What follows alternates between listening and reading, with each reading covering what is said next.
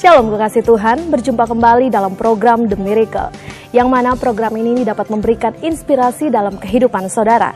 Selamat menyaksikan program The Miracle, Tuhan Yesus memberkati. Kami lakukan perkara-perkara yang besar untuk kemuliaan, untuk keagungan, untuk kedahsyatanmu. Tepuk tangan yang paling meriah buat Tuhan kita. Haleluya. Urapi kami semua dengan minyak dan anggur yang baru. Urapi hambamu, urapi kami semua. Sampaikan tuntunan kebenaranmu. Dalam nama Yesus Kristus Tuhan. Yang percaya katakan amin. Tepuk tangan yang meriah buat Yesus Kristus. Silakan kembali saudara. Shalom. Senang sekali bersama ibu sekalian hari ini. Saya percaya semua dalam keadaan baik dan luar biasa karena Tuhan kita baik dan luar biasa. Yang percaya katakan amin. Saya percaya bahwa di dalam hidup kita ada Roh Kudus yang luar biasa. Angkat tanganmu, amin. Siapa percaya kita diurapi, disertai dan Roh Kudus tinggal dalam hidup kita, amin. Amin. Tepuk tangannya paling meriah buat Tuhan. Mari kita membaca Kisah Rasul pasal 1 ayat yang ke-8. Kisah Rasul pasal 1 ayat yang ke-8. Kita memahami bahwa kita bergerak bukan menjadi orang yang biasa. Saudara dan saya dipanggil dan dipilih oleh Tuhan menjadi orang-orang yang luar biasa. Karena Tuhan kita luar biasa. Yang percaya katakan amin. Tahukah saudara, coba lihat ke depan. Hidup yang kita hidup ini cuma sekali. Tidak akan berulang kembali. Jangan saudara anggap remeh bahwa hidup ini akan berulang kembali. Di balik hidup ini ada yang namanya hidup yang kekal dalam surga. Dan kematian yang kekal di neraka. Hidup yang kita jalani singkat ini menentukan apa yang kita akan peroleh nanti di surga atau di neraka. Yesus pernah berkata Matius 7 ayat 21-23, bukan setiap orang berseru kepadaku Tuhan, Tuhan, bisa masuk dalam kerajaanku, masuk ke surga. Ada yang berkata, Tuhan, bukankah kau melakukan mujizat demi namamu, mengusir setan demi namamu, banyak mujizat demi namamu. Yesus berkata, aku tidak kenal engkau. Engkau pembuat kejahatan. Jangan salah mengerti dengan ayat ini. Banyak orang mengatakan, oh kalau gitu orang yang berjalan dalam mujizat, orang yang berjalan dalam karunia, orang yang berjalan itu tidak masuk surga. Salah. Mereka yang hanya menjalankan karunia tanpa karakter Kristus hidupnya, maka akhirnya mereka akan berakhir pada api neraka. Tetapi Tuhan menanggil kita. Bukan kita diurapi disertai kita, Tuhan, disertai oleh Roh Kudus, tetapi setiap kita berjalan dalam kebenaran dan kekudusannya. Yang setuju katakan amin. Yang percaya tepuk tangannya paling meriah buat Allah kita. Karena saudara-saudara, saya perlu cerita sedikit. Kemarin Pak Endok waktu datang ke sini, dia sempat koma sekian jam dan dia bercerita dibawa Tuhan ke Hades. Hades itu tempat penyimpanan orang-orang roh orang mati. Jadi sebelum Yesus dan kembali, semua orang mati itu rohnya disimpan di satu tempat. Makanya kalau saudara dengar Pak Daud Tony kemarin cerita, orang yang semedi, ya kan, meskipun saya nggak hadir, saya tahu saudara. Karena kita punya ilmu yang sama, ilmu urapan Roh Kudus saudara. Nah, dan dia semedi, dan dia waktu dia belum bertobat, masuk ke alam itu nggak boleh masuk. Karena kalau masuk nggak bisa kembali. Karena itu alam roh.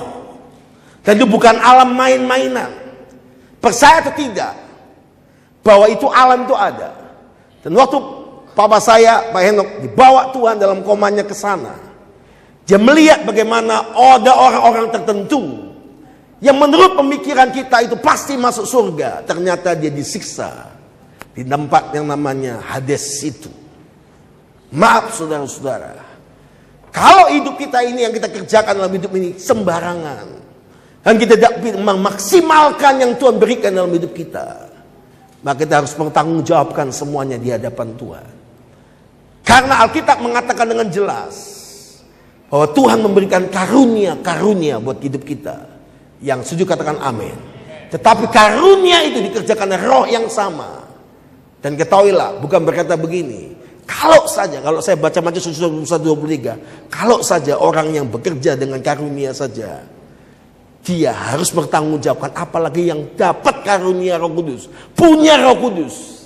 tetapi dia tidak memaksimalkan karunia dalam hidupnya, maka dia harus menuntut pertanggungjawaban di hadapan Tuhan. Mari kita membaca sama-sama Kisah Rasul 1 ayat yang ke-8.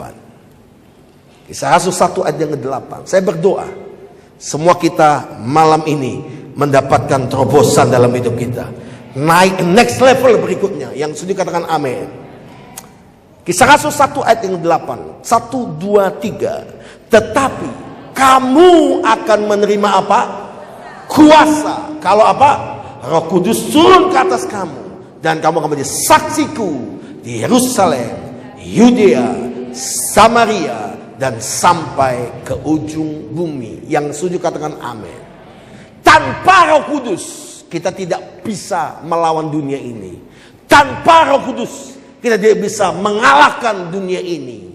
Tanpa Roh Kudus kita tidak bisa mengalahkan setan dan semua perbuatannya. Tetapi karena Roh Kudus, bersama Roh Kudus, kita akan taklukkan segala sesuatu untuk kemuliaan nama Tuhan. Tepuk tangannya paling meriah buat Allah kita. Tetapi kamu akan menerima kuasa kalau Roh Kudus turun ke atas kamu. Jadi tahukah saudara bahwa hidup kita ini punya dimensi yang berbeda? Saya mau cerita saudara sedikit.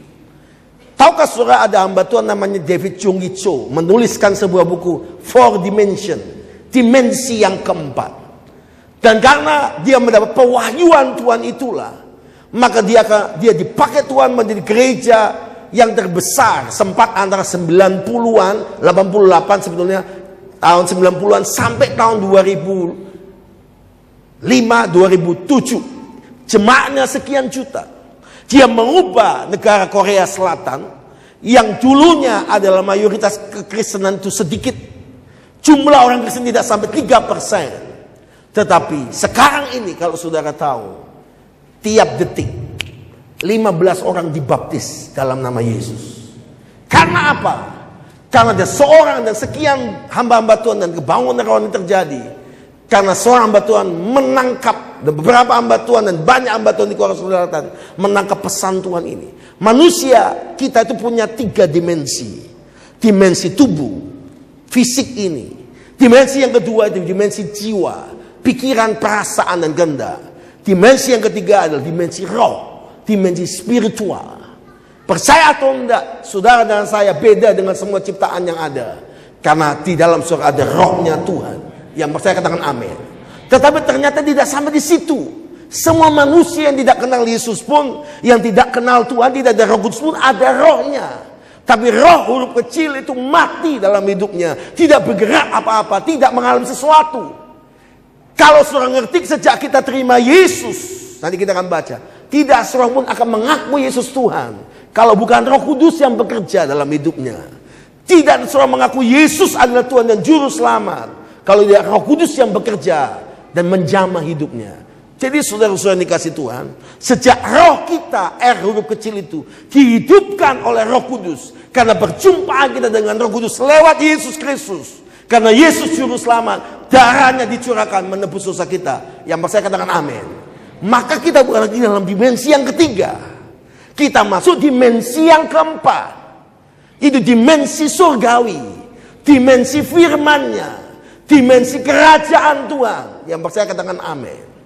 Makanya ada orang-orang yang melakukan perkara-perkara yang luar biasa bersama Tuhan. Tumpang tangga orang sakit sembuh, usir setan pergi. Itu bukan dari tubuh, jiwa, dan rohnya. Tetapi Roh Kudus yang bekerja. Ini saya ulangi. Ini tidak gampang. Saya baru dapatkan beberapa minggu dan terakhir beberapa bulan ini. Dimensi kita ini harus bergerak. Jadi dimensi roh kita harus mengalir. Yang percaya katakan amin. Sehingga itu masuk dalam dimensi keempat. Dan waktu saudara masuk 4 dimension itu, maka saudara akan menaklukkan hal-hal dimensi pertama, kedua, ketiga. Dan engkau bukan menjadi orang biasa. Engkau menjadi orang yang melakukan perkara besar bersama dengan Tuhan. Yang sudah tepuk tangannya paling meriah buat Allah kita. Ini simple, mudah. Tetapi ini perlu yang namanya bayar harga. Yang mengerti katakan amin. Puasa kita dengan puasa orang yang tidak punya Roh Kudus beda. Doa kita dengan doa orang yang tidak punya Roh Kudus beda. Yang mengerti katakan amin. Ibadah kita dengan ibadah orang yang tidak punya Roh Kudus berbeda. Ibadah penyembahan kita dengan penyembah yang tidak punya harus beda. Bedanya apa? Mereka sampai pada dimensi 1, 2, dan 3. Tapi kita masuk pada dimensinya Tuhan. Yesus pernah mengajarkan doa Bapa kami. Datanglah kerajaanmu di mana? Di bumi. Seperti apa? Di surga. Waktu saudara, come your kingdom in the earth. Saudara sebetulnya masuk pada dimensi yang keempat. Bukan lagi hukum kita, tetapi hukumnya kerajaan surga. Bukan hukum natural yang bekerja, tapi hukum supranatural yang bekerja. Yang mengerti katakan amin. Ini rahasia simple, tapi kalau saudara menangkap di sini, saudara akan melihat hidupmu tidak akan sama lagi. Hidupmu dalam bergerak dalam rencana Allah yang besar. Betapa kita ini jadi orang yang malang sekali. Kalau Tuhan sudah mengatakan kepadamu, karena itu katakan Kisah Rasul pasal 1 tadi ayat 8 dikatakan, coba lihat baik-baik saudara-saudara. Tapi kamu akan menerima kuasa. Kata kuasa bergerak, kata dunamos, dinamit, kuasa. Kuasa ini bukan kuasa seperti, maaf saudara-saudara, ledakan bom atom, bom nuklir, bukan. Kuasa di sini adalah kuasa kerajaan Tuhan. Kuasa supranaturalnya Tuhan. Kuasa lebih daripada hukum manusia. Makanya Yesus itu memang darah dan daging. Tapi Yesus tidak hidup hukum 1, 2, 3 dimensinya. Tapi dalam dimensi keempat. Mengapa dia bisa jalan di atas air? Dia bisa mengadakan 5 roti 2 ikan terjadi, memberi makan 5.000 orang. Bukan dia orang sakti, bukan. Maaf, beda. Sekarang ini modelnya baru, saudara-saudara. Dukun udah gak laku nyanyi, saudara-saudara. Rekaman pula, saudara-saudara ya. Saya mau bicara terus terang buat saudara. Bukan orang sakti Yesus. Yesus itu Tuhan yang menjadi manusia. Yang percaya katakan amin. Tuhan mau kasih contoh. Kalau saya baca firman Tuhan, kamu akan melakukan pekerjaan Yesus lakukan bahkan jauh lebih besar. Artinya di bumi ini selama kita hidup, kita bisa mengoperasikan dimensi yang keempat. Kita bisa mengoperasikan mujizat Tuhan. Kita bisa bergerak dalam kuasa Tuhan. Yang mengerti katakan amin. Jangan sampai nanti waktu saudara ketemu Tuhan, saudara akan menyesal. Karena kita tidak melakukan itu semua bersama dengan Tuhan. Waktu Yesus jalan di atas air, dia masih darah dan daging seperti kita. Dia belum bangkit dari kematian. Yang saya katakan amin. Strukturnya itu tubuh, jiwa, dan roh. Tapi setelah Yesus mati dan dibangkitkan, sistematika tubuhnya berubah. Bukan lagi tubuh, jiwa, dan roh. Tapi Tesalonika 5:23 berkata, roh, jiwa, dan tubuh. Perhatikan kenapa sistematikanya berubah, roh, jiwa, tubuh. Kalau sudah roh, jiwa, tubuh, itu tidak bisa dibatasi hukum fisika, hukum matematika, hukum alami ini. Sehingga waktu Yesus setelah bangkit dari kematian, dia tembus tembok. Betul? Tetapi Thomas masih bisa merasakan lubang pakunya. Betul? Tetapi dia bukan hantu. Dia manusia ilahi. Nah ini. Model inilah yang akan nanti jadi waktu kita rapture, pengangkatan. Makanya kalau kita ngerti ini, saudara. Dikatakan ada kata dalam sekejap mata. Waktu sangkakala ditiup, kita diubah dalam tubuh kemuliaan. Itu dikatakan tubuh kemuliaan. Tubuh manusia ilahi. Yang mengerti katakan amin. Sekejap mata. Makanya saudara-saudara, banyak orang ngejar hal jasmani tidak salah. Kejar hal jiwani gak salah. Tapi balik kejar dimensi yang keempat. Mulai hari ini bersama Tuhan. Dimensi keempat itu bukan dimensi seperti ajaran maaf, agamawi apapun. Karena agama semua baik. Tetapi yang menyelamatkan hanya dalam nama Yesus Kristus. Tepuk tangan yang paling meriah dalam Yesus Kristus. Saya mengajak saudara mulai mengerti sedikit. Saudara, orang anggap itu sesuatu yang biasa. Saya ini mau bagikan apa yang saya mulai bergerak di dalamnya, dan saya nggak mau cuma 1-2 orang, tapi saya berdoa semua saudara mengalaminya. Yang percaya katakan amin. Mari kita lihat 1 Korintus pasal 12. Begitu kamu menerima kuasa dan bergerak pada 4 dimension itu, dimensi yang keempat itu ada bukti-buktinya. Dengan munculnya spiritual gift atau karunia-karunia rohani. Semua katakan sama dengan saya, karunia-karunia rohani. 1, 2, 3. Karunia-karunia rohani. Tapi saya senang dalam bahasa Inggris bukan karunia rohani, tetapi kata spiritual gift. Spiritual gift itu bukan cuma spiritual rohani, tetapi spiritual itu kata dimulai dengan kata supranatural. Jadi karunia pemberian yang supranatural.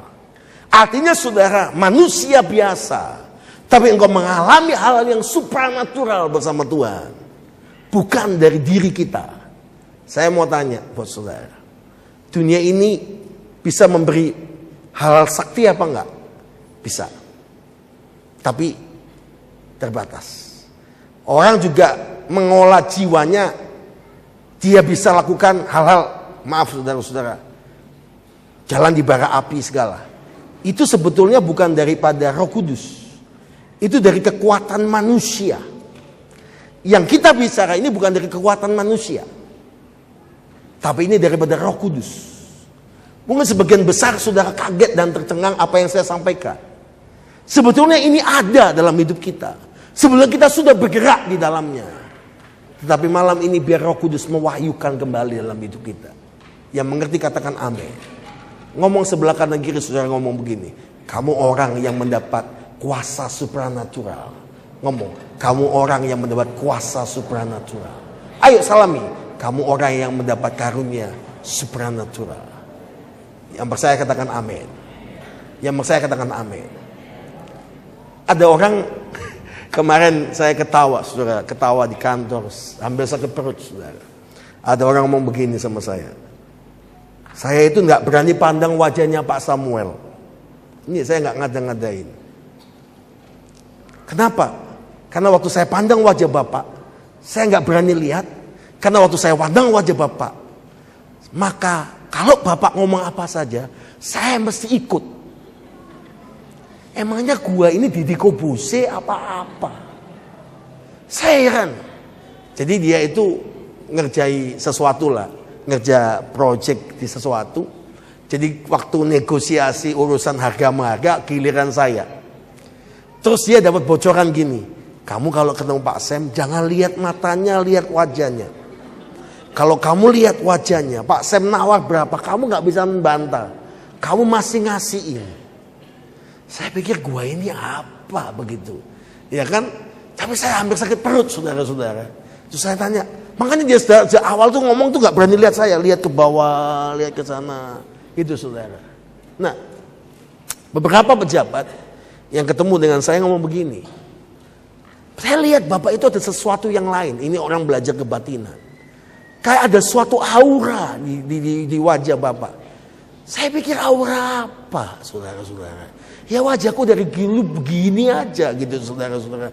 Enggak 20 tahun yang lalu, 15 tahun yang lalu, yang jemaat-jemaat yang lama. Ya wajah saya ya begini saja, saudara-saudara. Potongan belahnya tetap belahan Pak SBY juga, saudara-saudara, rambutnya.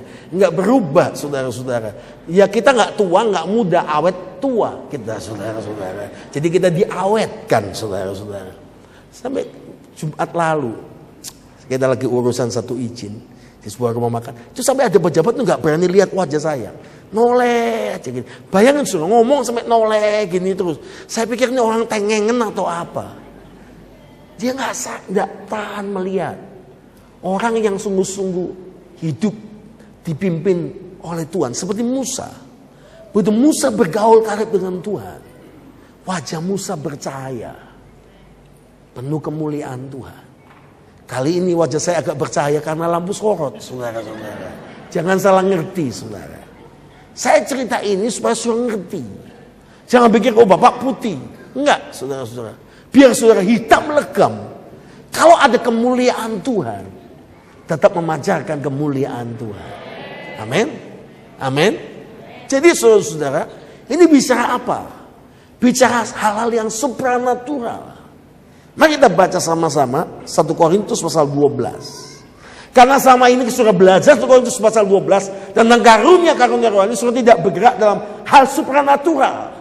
Saudara cuma anggap itu pada dimensi manusia. Dimensi pertama, dimensi kedua, dimensi ketiga. Tapi sebetulnya 1 Korintus pasal 12 ini 9 karunia roh itu bisa beroperasi, bergerak waktu kita deal dan mengoperasikan. Tuhan, saya tidak bertakhta lagi dalam hidup saya. Saya turun takhta. Roh Kudus yang pimpin saya. Mengaktifkan Roh Kudus. Banyak orang cuma receive, terima Roh Kudus. Itu baik. Tidak salah.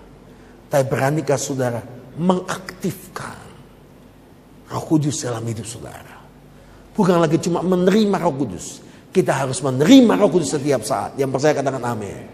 Tetapi jangan sampai kita tidak mengaktifkan dan bergerak bersama Roh Kudus. Kalau mengaktifkan dan bergerak sama Roh Kudus, engkau akan bergerak dalam perkara-perkara supranatural bersama dengan Tuhan. Saya kasih tunjuk buat saudara, buktinya. Itu Korintus pasal 12 ayat pertama. Jangan saudara ngomong gini, ini untuk pendeta saja. Ini untuk full timer saja. Tidak. Biar saudara guru, biar saudara pengusaha, biar saudara orang marketplace, siapa saja saudara. Tuhan tidak berkata ini untuk orang-orang tertentu. Spiritual gift, yaitu pemberian supranatural, itu buat semua orang yang mau menerima Yesus dan bergerak bersama dengan Dia. Yang percaya katakan amin. Bahkan sampai anak-anak pun bisa bergerak seperti itu. Pernah tahu ada penginjil cilik yang menggegerkan Sulawesi Utara. Ada penginjil cilik yang menggegerkan Sulawesi Tengah. Dan itu ribuan orang, puluhan ribu orang tanpa brosur, tanpa panitia datang berbondong-bondong. Cuma karena anak ini bergerak dalam spiritual, supernatural gift. Yaitu cuma satu bagian dari 9 karunia, kesembuhan. Dunia buat fotokopinya, setan buat fotokopinya. Batu ajimat, poniran, saudara-saudara. Dicemplungkan, dia sembuh. Itu iblis semuanya. Itu kuasa kegelapan semuanya. Tuhan tidak pakai media apapun. Tuhan pakai orang yang mau dipakai oleh Dia. Tepuk tangan yang paling meriah buat Tuhan kita. Oke, kita lihat sama-sama. Kita lihat sama-sama. 1 Korintus pasal 12. Maaf saudara. Pasal 12 ayat pertama mulai. Sudah dapat kita baca sama-sama ayat pertama mulai. 1, 2, 3. Sekarang tentang karunia-karunia roh.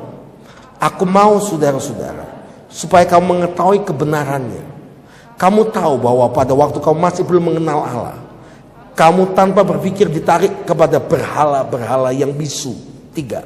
Karena itu aku meyakinkan kamu bahwa tidak seorang pun yang berkata oleh Roh Kudus dapat berkata, terkutuklah Yesus. Hanya tidak seorang pun yang dapat mengaku Yesus adalah Tuhan selain oleh apa? Roh Kudus. Ayat 4. Ada rupa-rupa karunia, tetapi satu roh. Ada rupa-rupa pelayanan, tetapi satu Tuhan. Ada berbagai-bagai perbuatan ajaib, tetapi Allah adalah satu yang mengerjakan semuanya dalam semuanya. Tetapi kepada tiap-tiap orang dikaruniakan pernyataan roh untuk kepentingan bersama. 8. Supaya yang seorang roh memberi karunia untuk berkata-kata dengan hikmat. Yang pertama, spiritual gift yang pertama, berkata-kata, supernatural gift. Sebetulnya lebih mantap, supernatural gift. Yang pertama, berkata-kata dengan hikmat. Yang kedua, dan kepada yang lain roh yang sama, sumbernya Roh Kudus, memberi karunia berkata-kata dengan apa? Pengetahuan. Yang ketiga, kepada yang seorang roh yang sama memberi apa? Iman. Ada karunia iman. Yang keempat, Kepada yang lain ia memberikan karunia untuk menyembuhkan, karunia kesembuhan. Karunia yang keempat. Yang kelima, pada yang seorang roh memberi kuasa mengadakan mujizat. Jadi yang kelima karunia apa? Mujizat. Yang keenam, pada orang lain yang memberikan karunia untuk bernubuat, ada profetik, ada karunia nubuat. Yang ketujuh, kepada yang lain yang memberikan karunia untuk apa? Membedakan bermacam-macam roh. 8, pada yang seorang yang memberikan karunia berkatakan dalam bahasa roh. Dan yang ke-10, pada yang lain 9 ia memberikan karunia untuk menafsirkan bahasa roh itu. Tetapi semuanya itu, mari baca 1, 2, 3, dikerjakan oleh roh yang satu, yang sama, memberikan karunia pada tiap-tiap orang secara khusus seperti apa dikehendakinya. Jadi saudara harus perlu tahu, supernatural gift atau karunia Roh Kudus itu bukan karena kita baik, bukan karena kita lebih hebat dari orang lain, bukan saudara lebih banyak puasa dari orang lain. Jadi ini bukan bicara soal diri kita.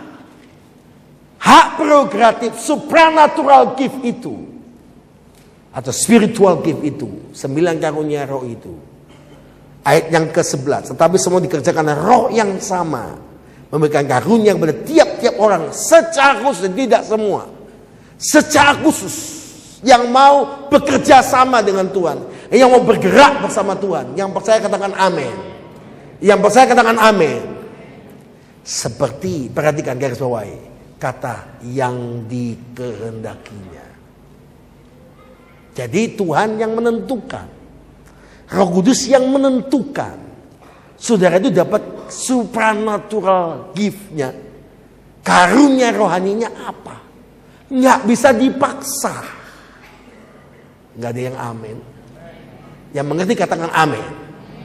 Mari kita kupas sekarang mengenai 9 karunia roh itu. Itu semua dikerjakan untuk membangun jemaat, bukan untuk merusakkan jemaat. Yang mengerti katakan amin. Jadi satu dengan yang lain dalam karunia itu harus saling sinergi, saling bekerja sama, saling menopang. Yang mengerti katakan amin. Yang pertama, ini karunia perkataan hikmat. Karunia yang pertama sama karunia yang kedua itu hampir sama, tapi beda. Ada karunia perkataan hikmat, ada karunia perkataan pengetahuan. Ada kata wisdom dan knowledge. Bulan lalu saya terjemahkan sedikit mengenai karunia ini. Karunia sangat penting karena diletakkan yang paling utama dari semua karunia. Kenapa? Karena karunia perkataan hikmat itu keluar, itu menghasilkan sesuatu, yaitu waktu orang itu mulai mengeluarkan Roh Kudus bekerja, dia bisa menyampaikan perkarunia perkataan hikmat itu beroperasi. Sampai dia ngomong begini, hebat ya, dia bisa ngomong kayak begitu. Itu bukan dia. Itu waktu dia bekerja sama dengan karunia supranatural perkataan hikmat. Saya kasih contoh ayatnya. Kisah Rasul pasal 6 ayat 10. Lihat ini. Karunia perkataan hikmat seperti ini. Kisah Rasul pasal 6 ayat yang 10.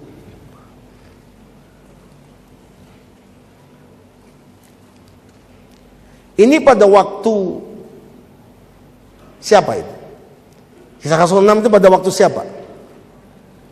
Pada waktu murid-murid dihakimi, yaitu Stefanus, seorang yang penuh dengan Roh Kudus, dihakimi oleh mereka. Ayat 10, lihat. Ada pengakuan di sini. Kisah Rasul pasal 6 ayat yang ke-10. 1, 2, 3. Tetapi mereka tidak sanggup melawan hikmatnya, dan roh yang mendorong dia berbicara. Jadi saudara-saudara, waktu engkau mengoperasikan dan bergerak, kalau Tuhan mulai mengerjakan dalam saudara, itu karunia perkataan hikmat. Saudara, itu adalah pemberian. Karunia hikmat itu kata-kata yang sungguh luar biasa. Itu bukan kepandaian kita, bukan kemampuan kita, tetapi itu karunia hikmat. Itu sudah bisa aktifkan di marketplace. Sudah bisa ambil bagian di dalamnya. Yang saya katakan amin. So mungkin masuk di tender, saudara bertemu orang, saudara berbisnis, berusaha. Itu perlu karunia perkataan hikmat. Yang saya katakan amin. Maaf. Kadang-kadang banyak orang tidak bisa bergerak dalam karunia perkataan hikmat dalam hidup sehari-hari. Karena dia tidak mengerti intinya, kuncinya. Intinya banyak baca firman. Banyak isi dengan firman. Karena permulaan hikmat adalah takut akan Tuhan. Dan orang yang mengisi hidupnya dengan firman, itu pasti hikmat Tuhan akan bekerja dalam hidupnya. Siapa yang mau berkata, Tuhan, saya mau jadi alat Tuhan. Saya mau bergerak bersama dengan Tuhan. Amin. Amin. Saya berdoa suruh nangkep ini. Yang kedua, ayat yang tadi 1 Korintus pasal yang ke-12 tadi. Coba lihat baik-baik bagian yang kedua. Ayat 8. Dan kepada yang lain Roh Kudus yang sama memberikan karunia berkata-kata dengan pengetahuan. Nah, kata-kata hikmat itu kata-kata yang menjadi jawaban. Dan kata-kata itu munculnya adalah dari hikmatnya Tuhan. Kata marifat itu begini. Karunia perkataan pengetahuan itu kata marifat itu begini. Saudara ketemu orang. Orang ini seorang dapat karunia marifat, saudara tahu. Orang itu gak pernah tahu saudara. Tapi dia bergerak dalam karunia marifat. Tiba-tiba orang bisa ngomong gini. Anda punya masalah begini. Anda punya sakit ini. Anda begini, begini, begini. Kaget kan? Setan buat tiruannya. Tukang ramal kan begitu. Supaya orang percaya dimulai. Kamu punya tanda lahir di pundak belakang. Kok tahu? Padahal dia kirim peneliti dulu, saudara-saudara. Tapi Tuhan tidak seperti itu. Iblis itu begini. Dia punya karunia marifat, tiruan. Untuk apa? Orang itu ngikut dia. Tapi kalau karunia marifat dari Tuhan, kamu punya masalah begini, begini, begini. Tetapi Tuhan mengasihi kamu. Tuhan memberi solusinya. Ini. Ingat beberapa kali kita dapat nabi-nabi Tuhan. Yang dapat karunia marifat. Tiba-tiba dia bisa ngomong. Bayangin, ngomongnya bahasa India Kerala. Bukan India nasional, India suku. Diterjemahkan ke bahasa Inggris. Inggris ke Indonesia.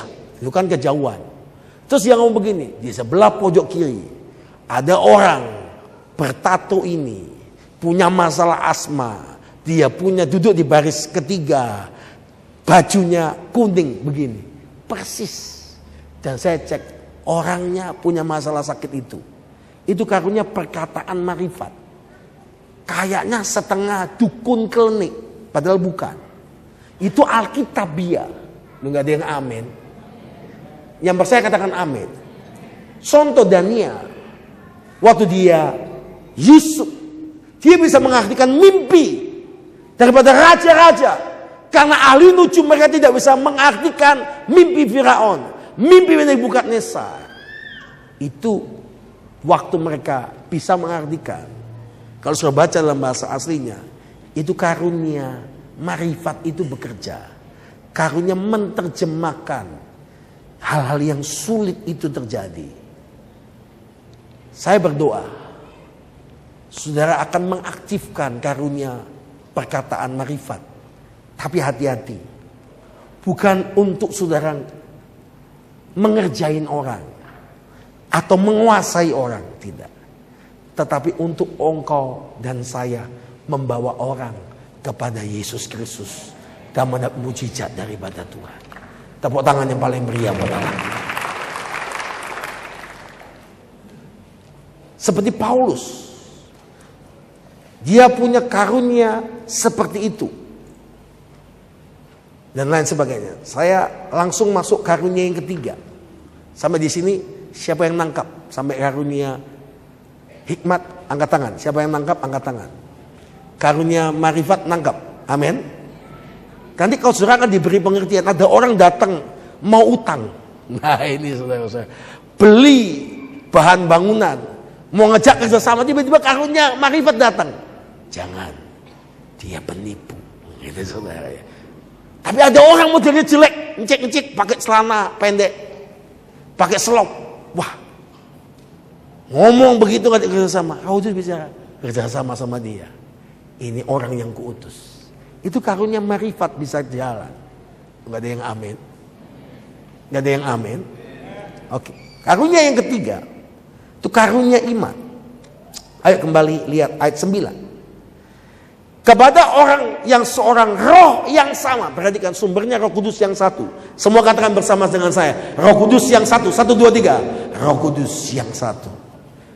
Memberikan karunia iman. Ada karunia iman. Supranatural faith. Jadi imannya bukan iman yang biasa. Apa yang dia imani, apa yang dia percaya, itu terjadi. Gak ada yang amin. Ini orang yang punya karunia iman. Nah, kita mulai cek hari ini. Memang gak ada yang punya 9, gak ada. Minimal 1. Gak ada yang amin. Saudara, puji Tuhan kalau Tuhan beri 2. Puji Tuhan, Tuhan beri 3. Tapi biasanya kalau orang sudah mengaktifkan karunia supranatural yang satu, Tuhan akan tambahkan yang kedua, Tuhan akan tambahkan yang ketiga. Tapi saya mau kasih tahu, tidak ada yang punya 9 karunia.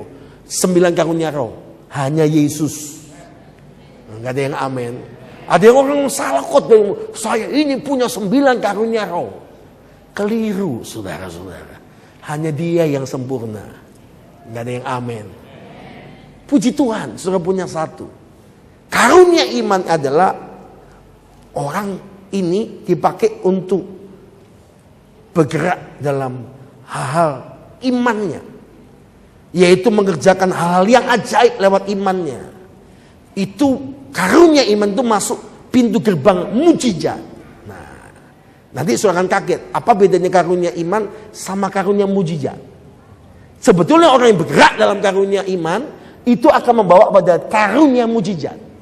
Biasanya orang yang punya karunia iman itu juga punya karunia mujizat. Gak ada yang amin.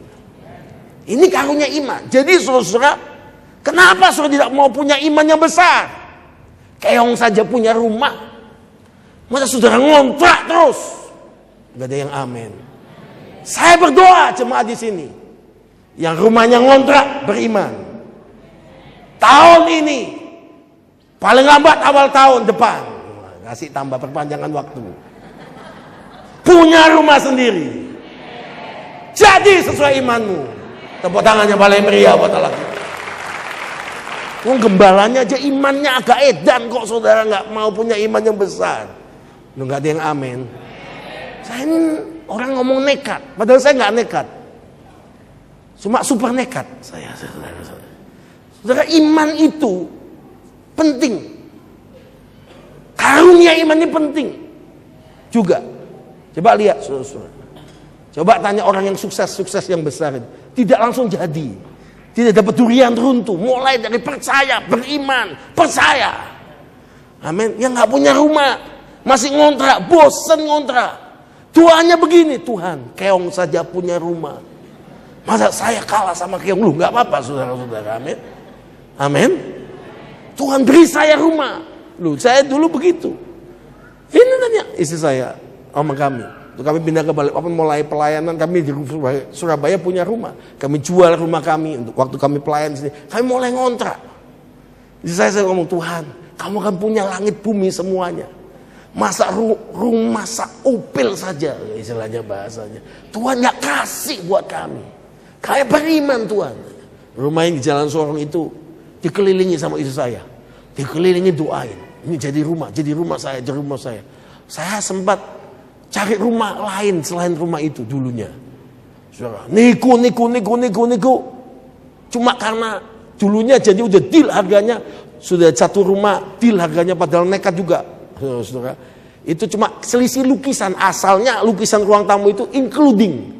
Ternyata begitu orangnya sudah deal mau kita bayar karena dapat KPR, saudara-saudara, tapi Tuhan itu punya maksud baik. Karena waktu itu mau krismon, jadi saya nggak tahu dikasih KPR karena jemaat kita kepala cabang bank dibantu kita. Ternyata saudara-saudara tahu sejak waktu itu menjelang krismon kita nggak tahu Tuhan menyelamatkan kita, nggak ada yang amin. Kalau itu sampai kita ambil rumah itu kena bunga bank, krismon naik, saudara-saudara, nggak bisa bayar, saudara-saudara. Tapi yang luar biasa, cuma gara-gara apa selisih lukisan. Asalnya lukisannya jadi, terus kemudian nggak jadi, saudara. Dia nggak kasih, akhirnya dia sudah batal aja. Kalau Pak Samuel mau itu lukisan, batal saja. Sudah siap, saudara. Itu sudah mimpinya masuk rumah bagus, nggak jadi, saudara-saudara. Akhirnya saya ngomong, Pak, kayaknya kita pernah doa dan saya imani rumah ini. Saudara tahu? Akhirnya Tuhan beri rumah yang kami kontrak, kami akhirnya beli. Waktu membeli pun jujur kami nggak punya uang, kami punya iman. Pemilik rumahnya pas datang hari ulang tahun kami, ulang tahun saya. Ya, Bapak Ibu sekalian dikasih Tuhan, pas orangnya datang ke rumah pas hari ulang tahun, langsung karunia iman kita jalankan, tembak di tempat orangnya, kasih Pak, kasih rumah ini jadi ulang tahun buat Pak Samuel. Dan kami beli rumah ini. Saudara, gak punya uang, punya iman. Akhirnya kita bisa bayar. Dan itu jadi. Gak ada yang amin. Jadi kalau saudara mau punya rumah, harus mulai dengan iman. Cari perumahan yang paling bagus. Nah, apa yang terjadi saudara-saudara? Singkat cerita, apa yang terjadi? Pergi ke perumahan yang bagus. Cari brosurnya, tumpang tangan. Bila perlu, lihat rumah contohnya. Loh, gak ada yang amin. Loh, kok aminnya sedikit? Cari rumah. Terus lihat rumahnya yang bagus. Bila perlu kelilingi. Ngomong, dalam nama Yesus, dalam nama Yesus, dalam nama Yesus, ini jadi rumah saya. Amin. Nah, saudara beriman, gak ada yang amin. Itu karunia iman. Dari hal yang kecil sampai hal yang besar. Yesus berkata, jadilah sesuai imanmu. Jadilah sesuai imanmu. Yang percaya katakan amin. Yang percaya tepuk tangan yang paling meriah buat Tuhan kita. Yang keempat, karunia menyembuhkan. Banyak hal yang memberikan karunia menyembuhkan. Jelas sekali. Jadi saudara, kalau dipakai kesembuhan, bukan kita, itu Roh Kudus. Kita cuma saluran saja.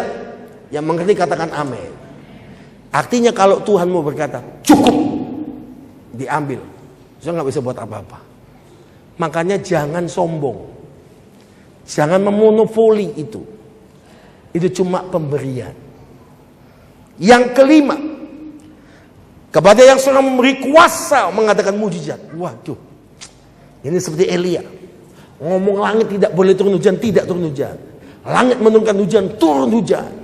Yang percaya katakan amin.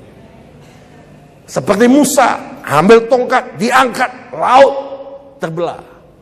Seperti Yesus ngomong sama murid-murid, apa yang ada padamu? 5 roti 2 ikan saudara anak punya, bawa kemari. Menghadap ke langit dipecahkan. Beri makan 5.000 orang. Laki-laki belum wanita, belum anak-anak, kenyang. Bayangkan saudara-saudara. Itu pabrik roti yang paling hebat di tangan Yesus. Pabrik ikan yang paling hebat di tangan Yesus. Yesus ngomong sama Petrus waktu dia diminta, saudara-saudara, tagih biaya masuk bait Allah di Kapernaum. Petrus mancing. Ikan pertama yang kau ambil, buka mulutnya, ada uang di sana. Saya yakin kalau sudah di Petrus ngomong begini, Tuhan, seumur-umur aku jadi nelayan, mancing gak ada uang di mulut. Jauh-jauh Tuhan, Yudas Iskariot ada di kantongnya banyak uang, suruh bayar opo, kadang-kadang gitu saudara. Tapi Tuhan membuktikan bahwa dia adalah pembuat mujizat. Yang percaya katakan amin. Yang berikutnya, kepada yang lain memberikan karunia untuk bernubuat. Ada kata-kata nubuatan. Yang percaya katakan amin. Karunia untuk mengajarkan macam-macam roh. Lah ini penting. Membedakan bermacam-macam roh. Jadi saudara, ini jarang dalam pelayanan, ini jarang dalam gereja. Banyak orang hanya lihat fisik, tapi ada orang yang diberi kepekaan tertentu untuk membedakan roh apa yang bergerak, Roh Kudus atau roh apa yang bergerak. Ini penting.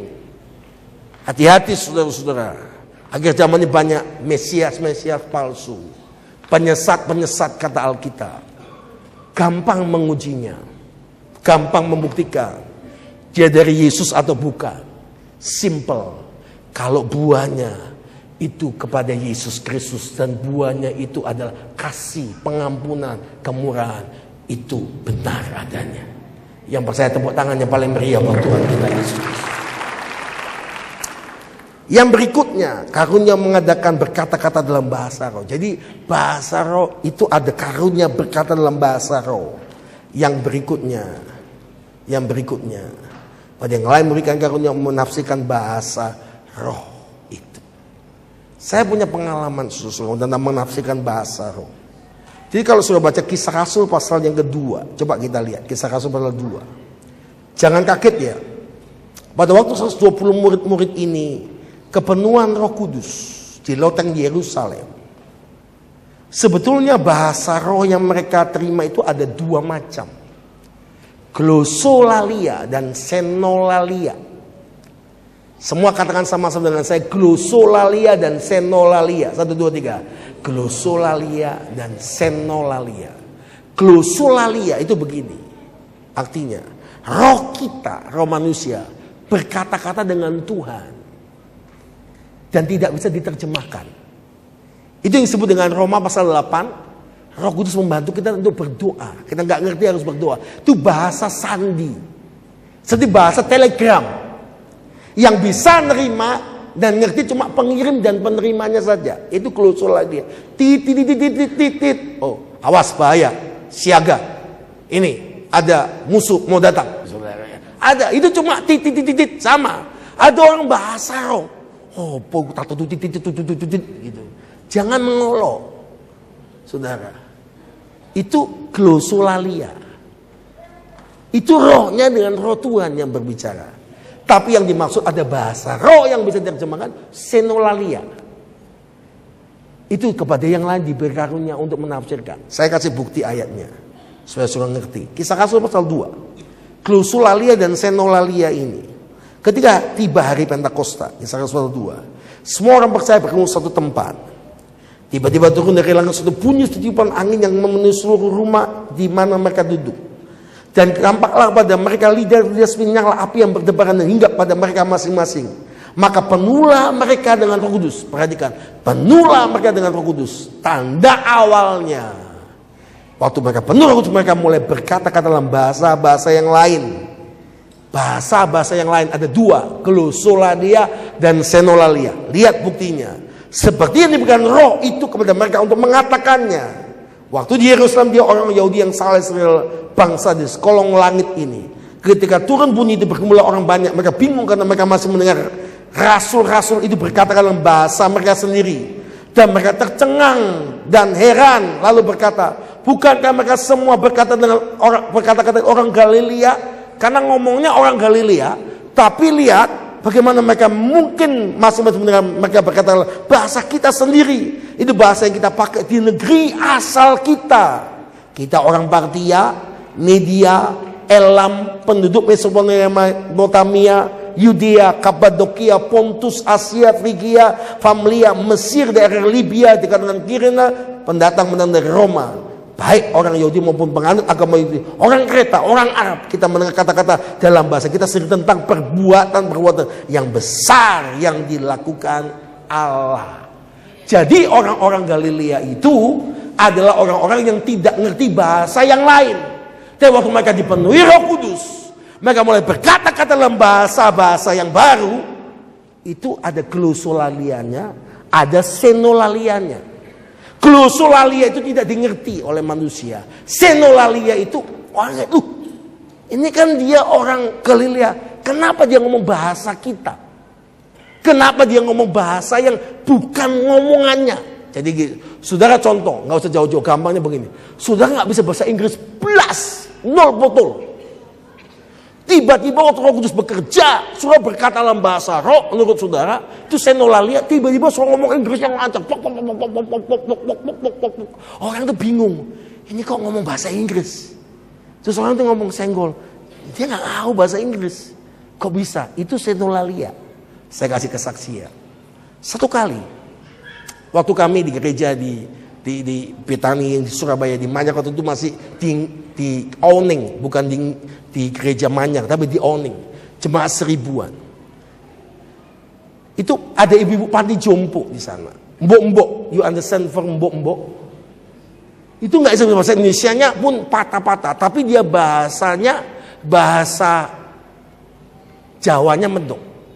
Di bawah waktu pujian penyembahan, ini saya saksinya, saya di sebelah kanan itu mbok ini, sebelah kiri ini ada 2 orang baru, satunya udah Kristen, yang satunya itu bukan Kristen. Ternyata mbok ini tiba-tiba kepenuhan Roh Kudus, mulai bicara dalam bahasa roh. Saya nggak ngerti waktu saya dengarkan ngomong apa ini mbok ini, mbok panti jompo, ngomongnya kayak ngelantur begitu. Tapi saya kaget setelah orang di sebelahnya itu ternyata sebelahnya orang Kristen, orang Korea. Sebelahnya itu dia bawa pertama kali temannya yang orang Korea yang belum pernah tahu Yesus, belum pernah masuk gereja, pertama kali masuk gereja. Ternyata mbok ini bahasa rohnya senolalia, ngomong dalam bahasa Korea. Dan dia ngomong tentang orang itu. Dan dengan bahasa roh itu dia nginjili orang Korea itu.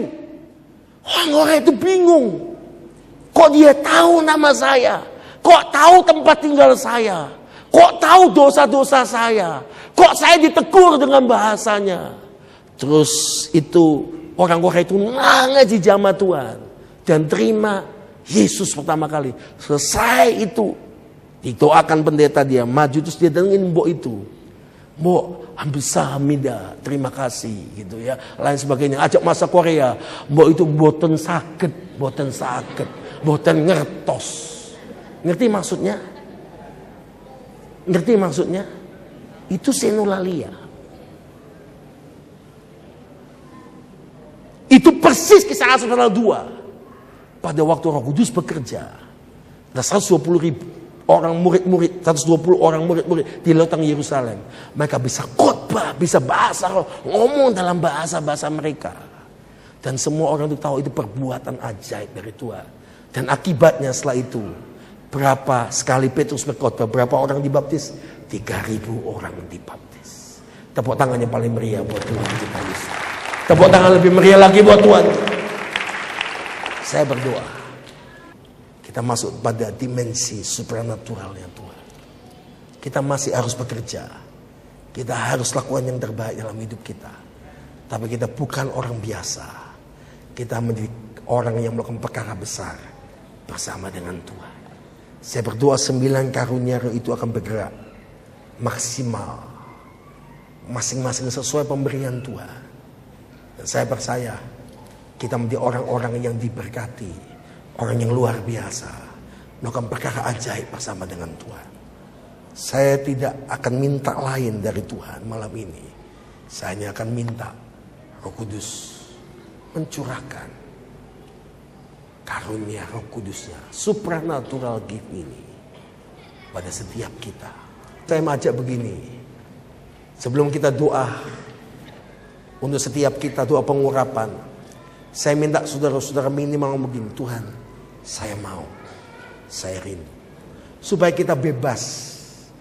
Saya mau izinkan malam ini Roh Kudus bekerja bebas. Siapa yang mau izinkan Roh Kudus bekerja bebas di antara kita? Amin. Jadi nanti kalau saudara di jamaah Tuhan maju ke depan dan saudara ditumbang, dilawat Tuhan, jangan cepat-cepat selesai. Izinkan bebaskan Roh Kudus bekerja. Jangan terbawa emosi.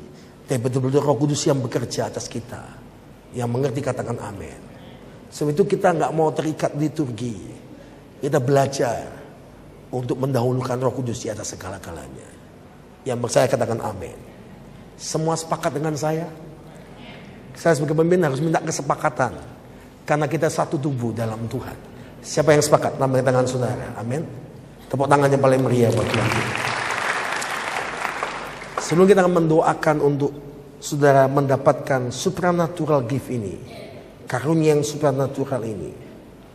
Kalau sudah baca dalam Alkitab, Paulus, Petrus diperintahkan Tuhan menumpangkan tangan, mengurapi. Setelah Samuel mengambil tabung tanduk berisi minyak dan mengurapi Daud, maka Daud dipenuhi Roh Kudus dan dia bergerak dan diurapi menjadi raja. Terlalu banyak contoh-contoh seperti itu. Jadi malam ini saudara tahu, kami membagikan apa yang Tuhan kerjakan dalam hidup kami. Kalau kami bisa dipakai Tuhan, saudara semua pasti pakai Tuhan lebih luar biasa. Yang setuju katakan amin. Yang percaya tepuk tangannya paling meriah buat Tuhan.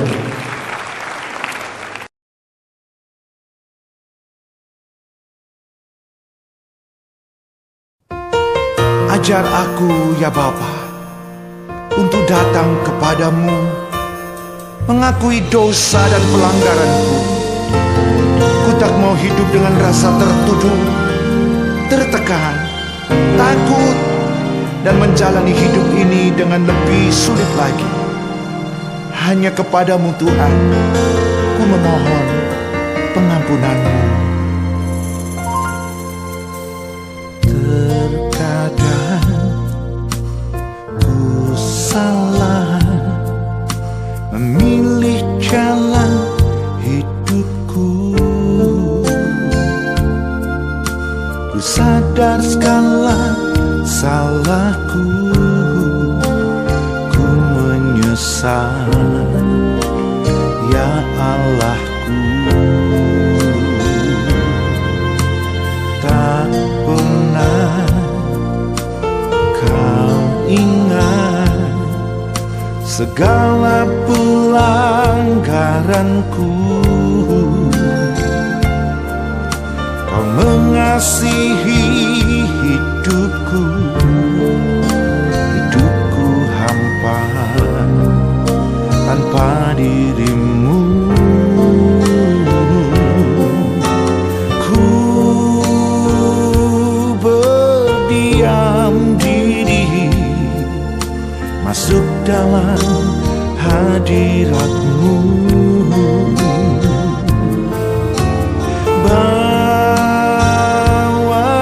Daku Tuhan, masuk dalam kemuliaan-Mu,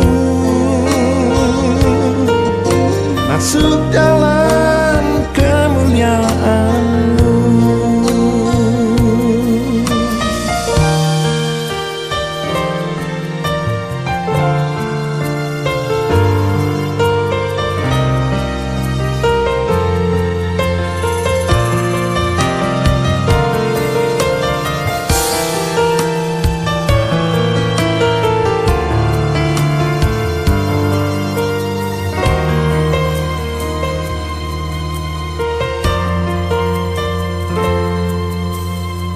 Terkadang ku salah memilih jalan hidupku. Ku sadar segala salahku, ku menyesal ya Allahku. Kekasih Tuhan, baru saja kita telah mendengarkan kebenaran firman Tuhan yang telah disampaikan oleh hamba-Nya. Kami percaya firman Tuhan yang telah disampaikan tadi dapat memberkati kehidupan saudara. Dan bagi Anda kekasih Tuhan yang membutuhkan pelayanan konseling, dapat menghubungi kami melalui line SMS ataupun line telepon yang tertera di layar kaca Anda. Dan kami siap melayani Anda dengan penuh kasih dan sukacita. Sampai bertemu kembali dalam program The Miracle selanjutnya, dan Tuhan Yesus memberkati.